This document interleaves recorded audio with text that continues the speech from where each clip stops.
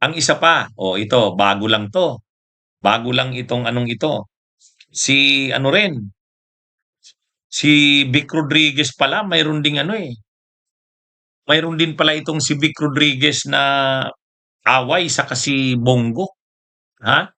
Ano rin pala ito mga kabunyog, mga kababayan. Nakita ko kanina may post si Ado Paglinawan. Si Ado Paglinawan, DDS 'yan. Kasama yan nito ni Jing Paras. Mayroon silang programa sa ano, mayroon silang programa Iparas kay Paras. Oh. Kasama niya doon si Eli Saludar, si Attorney Manuelito Luna, saka si ano, yun nga si Ado Paglinawan, tapos si Jing Paras. Itong si Jing Paras, dating congressman ito ng Negros Oriental. Three-termer yan. Tapos panahon ni Duterte, nung administrasyon ni Duterte, na-appoint siya bilang Presidential Advisor on Political Affairs. Kaya itong si Jing Paras, Duterte talaga yan. Ngayon, ah, ito naman si Vic Rodriguez, may mga tao ito na nagba-vlog yung third studio, yung third floor studio. Ewan ko kung nakikita nyo na yon. Third floor studio. Oh, ano yon? May dalawa doon na nagpo-programa, yung Marlon at saka yung isa Pedroche. Partner yan, matagal na yan. Nagpa-partner yan sa third floor studio. Ngayon, sa programa nila, binibira nila si Paras. Napanood ko eh. Sabi nila, ito daw si Jing Paras ay mga tao ni Bongo. Kaya ano ito, noon pala kasing birthday ni Digong, na late si Bongo dumating. Ngayon, tapos na magsalita si Baste. Di dapat, kasi si Baste yung pinaka-main na magsasalita. So siya yung pinahuli. Dapat, bago magsasalita si Baste, nakapagsalita na lahat. Ngayon, ah, nagsalita si Baste, dumating pa si Bongo. Pinasa ni Baste kay Bongo, pinagsalita pa rin si Bongo kahit na late ito. Nagalit yung mga supporters ng Duterte. Bakit naman paepal itong si Bongo na siya pa yung pumapel na parang huling magsalita na dapat si Baste. Ayan, kaya doon pa lang nag-aaway na sila. Doon pa lang nag-aaway na sila. Ah, kaya mga kabunyog grabe. Pinanood ko yung programa nito ni Jing Paras. Binibira yung mga tao ni Vic Rodriguez, yung Marlon at saka yung Pedroche. Yung sabi ni Jing Paras, tigilan daw siya. Hindi daw siya tao ni Bongo. Tapos binira ni Jing Paras itong si Vic Rodriguez. Ayang si Vic Rodriguez, kawala lang yan ni Marcos. Hindi kami naniniwala na totoong Duterte yan. Ano yan, best friend niyan si Bongbong. Malamang pakawala lang yan sa kampo ng mga Duterte. Kaya sabi ko, grabe pala to may away pala ito. Kaya ito mga kabunyog, ano ito, grabe yung mga bira nito ni Jing Paras doon sa Pedroche at saka Marlon. Magka-partner yung Marlon at saka Pedroche. Mayroon silang programa yung third floor studio. Third floor studio. Yan. Ano sila?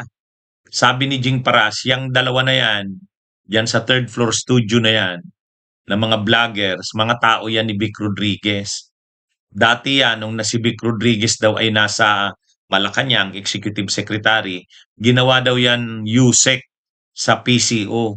Pag alis ni Vic Rodriguez, bit-bit niya.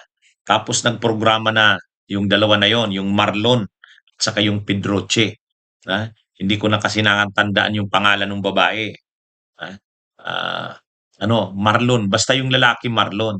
Tapos sabi ni Jing Paras, binibira niya yung dalawa kasi pinipersonal daw siya eh. Inaakusa daw siya na tao siya ni Bongo. At si Bongo daw, nagpaepal doon sa birthday ni Digong sa Davao Kasi tapos na magsalita si Baste saka dumating.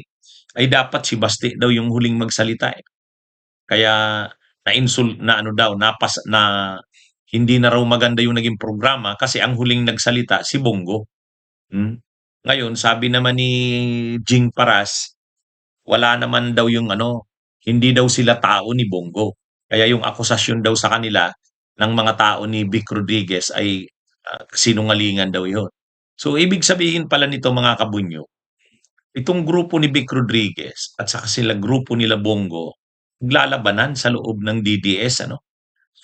Naglalabanan. Inaakusa ng grupo ni Inaakusa ng grupo ni Jing Paras itong si Vic Rodriguez na siya nang nagpapatakbo ng PDP laban ni Digong. Kaya sabi ni Jing Paras, iniitsapwera na daw si Bongo. Iniitsapwera na daw si Bongo sa kampo ng PDP laban. Kaya medyo medyo grabe ang ng mga ito, grabe ang bangayan ng mga ito. Kaya sabi naman nung Pedroche, yung tao ni Vic Rodriguez, wag daw silang hamunin ni Jing Paras kasi ilalabas daw nila ang video. Kapag nilabas daw nila ang video, masisira si Bongo. Masisira daw si Bongo. Kasi si Bongo daw ay kalaban na ng Duterte ni Sara. Grabe ano? Ganun yung kanilang ano? Ganun yung kanilang labanan na ngayon ano? Talagang nagbabanatan. Ha? Mukhang ang dahilan nito, nag-aagawan ito sa pagiging vice president.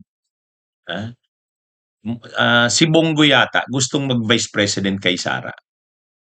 Gustong mag-vice president kay Sara. At baka hindi nga lang vice president eh. Baka nag-iisip si Labongo na pag natanggal si Sara sa pagka-vice president at na-convict ito, hindi na ito makakatakbo sa 2028 eh. Pag hindi na ito makatakbo sa 28, maghahanap ng pambato. So ngayon, mukhang ang gusto nila Vic Rodriguez, si Baste. Kung hindi na makakatakbo si Sara, si Baste. Pero ito naman sila Jing Paras, ang gusto si Bongo.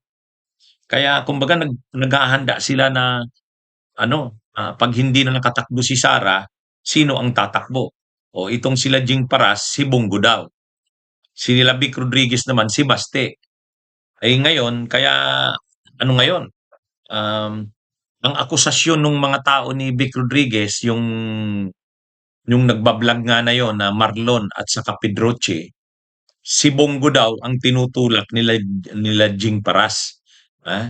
At ito namang sila Vic Rodriguez, pinagtatanggol nila si Baste. Kaya grabe ano. Malalim talaga pala tong na to. May malalim pa. Kala ko noon yung sabi-sabi na si Bongo bantayan yan. Kasi posible yan bumoto sa conviction ni Sara. Posible pala yun. Kasi sa ganyan nga nag-aaway sila. At pinagtatanggol ngayon ng kampo ni Vic Rodriguez si Baste. Nabastos daw sa pagdating ni Bongo. Kasi late si Bongo, dapat si Baste ang huling magsalita. Ay nagsalita pa si Bongo dahil na late. Ito namang si Bongo pinagtatanggol nila Jing Paras. Kaya nag-aanuhan sila ngayon mga kabunyog. Bunyog, bunyog, halikan na kasama ka. Bunyog, kapag buklod ay may pag-asa. Luzon, Visayas, Mindanao, isa ang pananaw. Sa bagong Pilipinas ang bunyog isisigaw. Bunyog.